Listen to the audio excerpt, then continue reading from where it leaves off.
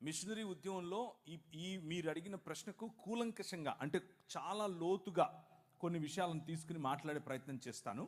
అక్కడ మీకు విశాలమైనటువంటి ఒక దృక్పథం, విశాలమైనటువంటి దేవుని రాజ్యానికి సంబంధించినటువంటి ఒక వైఖరి మీకు వచ్చే విధంగా ఆ సెషన్ ఉండబోతోంది.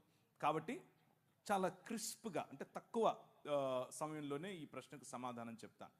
భారతదేశం మాత్రమే కాదు, ఎక్కడెక్కడ మతం ఉంటుందో అక్కడక్కడ విభజన ఉంటుంది. అది క్రైస్తవ మతమైనా సరే. మళ్ళీ చెప్పనా, ఎక్కడెక్కడ మతం విస్తరిస్తుందో అక్కడక్కడ విభజన ఉంటుంది. ఎందుకు అనంటే మతం మానవ కల్పితం, మతం మానవ నిర్మితమైన మానవ కల్పితమైన ఒక వ్యవస్థ. మతాలు ప్రజల మధ్యలో చిచ్చు పెడతాయి. మతాలు ప్రజలను ఒకరికంటే తక్కువగా చూసే ప్రయత్నం చేస్తాయి. మతం అనేది ఒక విగ్రహం, మతం అనేది ఒక విగ్రహం. అది క్రైస్తవ మతమైనా సరే, డినామినేషనల్ రూపంలో, శాఖ రూపంలో ఉండే విగ్రహం. ఆ విగ్రహం ఎదుటి మనిషిని మనిషిగా గుర్తించటానికి, నా శాఖలో లేకపోతే, నా బాటలో లేకపోతే ఆ మనిషి మనిషే కాదు, ఆ మనిషిని నేను ప్రేమించక్కర్లేదు, ఆ మనిషిని నేను దూరం ఉంచాలి అన్నటువంటి వ్యవస్థ మత వ్యవస్థ. ఆ మత వ్యవస్థ భారతదేశంలో మాత్రమే కాదు, ప్రపంచ యావత్తూ ఉంది. కానీ మీరు అడిగిన ప్రశ్న పర్టికులర్గా భారతదేశం కోసం కాబట్టి, భారతదేశంలో ఉన్నటువంటి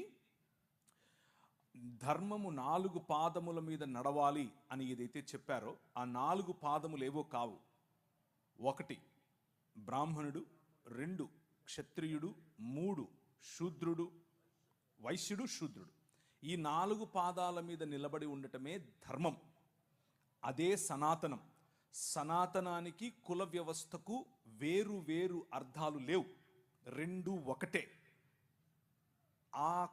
ఆ స్ట్రక్చర్ అఖిలాండ కోటి బ్రహ్మాండ నాయకుడు అని పిలువబడినటువంటి దేవుని శరీరముగా ఈ నలుగురిని చెబితే, ఈ నాలుగులోనూ ఈ నాలుగు కులాలలోనూ లేకపోతే వర్గాలలోనూ లేని ప్రజలు దేవునికి బయట చెప్పుల వంటి వారు, లేకపోతే అంటరాని వారు, లేకపోతే మ్లేచ్చులు, దాసులు, దస్యులు, రాక్షసులు, అసురులు అని పిలువబడినటువంటి వారు.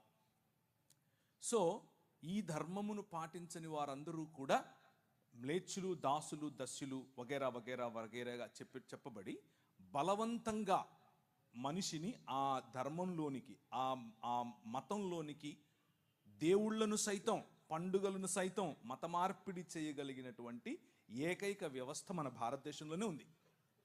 దాని గురించి తర్వాత మాట్లాడుకుందాం. కానీ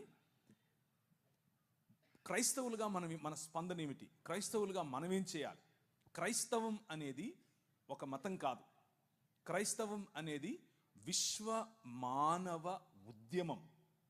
మళ్ళీ చెప్తాను, క్రైస్తవం అనేది మతం కాదు. ఇది క్రీస్తు శరీరముగా మానవులందరినీ ఒక చోటికి పోగేసేటటువంటి విశ్వ మానవ ఉద్యమం. ఈ ఉద్యమంలో భాగమే మీరు. ఇది ఒక రాజ్య సంకల్పం. ఆ రాజ్యంలో భాగమే మీరు, ఆ రాజ్య ప్రతినిధులు మీరు. ఈ రాజ్యం, ఈ ఉద్యమం ఏం చెబుతోంది అనంటే, ఇప్పుడు క్రీస్తునందు స్త్రీ అని పురుషుడని తేడా లేదు, మనం ఒకటే. ఇప్పుడు ఈ రాజులో యూదుడని గ్రీకు దేశస్థుడని తేడా లేదు, మనం ఒకటే. ఇప్పుడు ఈ రాజులో బానిస అని లేకపోతే రాజని తేడా లేదు, యజమాని బానిస అన్న తేడా లేదు. అందరూ అన్ని రకాల తోళ్ళు, నల్లవారైనా తెల్లవారైనా, బ్రౌన్గా ఉన్నా, ఎల్లో కలర్లో ఉన్నా, ఎర్రగా ఉన్నా, ఎలాంటి వారైనా సరే దేవుని స్వరూపము, దేవుని పోలిక చొప్పున చేయబడ్డారు. ఇది సువార్తలో మొట్టమొదటి భాగం. ఇది గుర్తు చేయటమే సువార్త. మనిషిని మనిషిగా చూడటమే సువార్త. మనిషిని మనిషిగా ఆలింగనం చేసుకోవటమే సువార్త.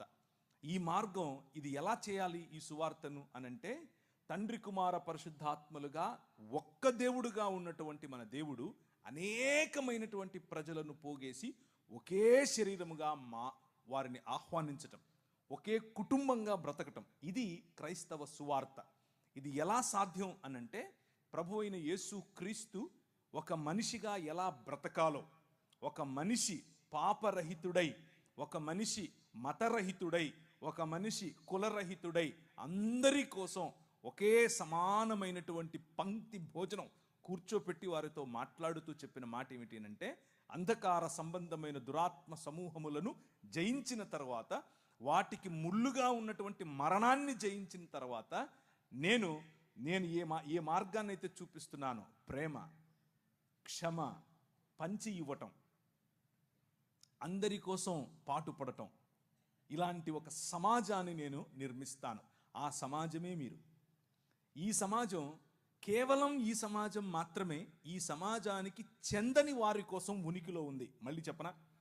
కేవలం ఈ సమాజం మాత్రమే ఈ సమాజములో సభ్యులు కాని వారి కోసం ఉనికిలో ఉంది. అది ఈ సమాజానికి ఉన్నటువంటి విశిష్టత. అది విశ్వ మానవ సమాజానికి ఉన్నటువంటి విశిష్టత. అది క్రీస్తు శరీరానికి ఉన్నటువంటి విశిష్టత. కాకపోతే మనకున్నటువంటి సమస్య ఏమిటి అని అంటే, ఈ విశాలమైన దర్శనాన్ని మర్చిపోయి ఇది కూడా ఒక మతమైంది. ఇందులో కూడా శాఖలు ఏర్పరచుకున్నారు. ఇందులో కూడా నేను గొప్ప నువ్వు తగ్గు అన్నటువంటి ఆలోచనలు తెచ్చుకున్నారు. ఇందులో కూడా నువ్వు స్త్రీ నేను పురుషుడు అన్న ఆలోచనలు అరువు తెచ్చుకున్నారు. ఎక్కడి నుంచి? చుట్టుపక్కల ఉన్నటువంటి భావజాలాల నుంచి. కానీ మిషనరీలు మనకు నేర్పినటువంటి, మన ముందు నడిచిన మన తల్లిదండ్రులు మనకు నేర్పిన బాట ఇది కాదు. మనకు నేర్పిన బాట మనందరము ఒకటే, మనందరము ఒక్క తండ్రి పిల్లలం.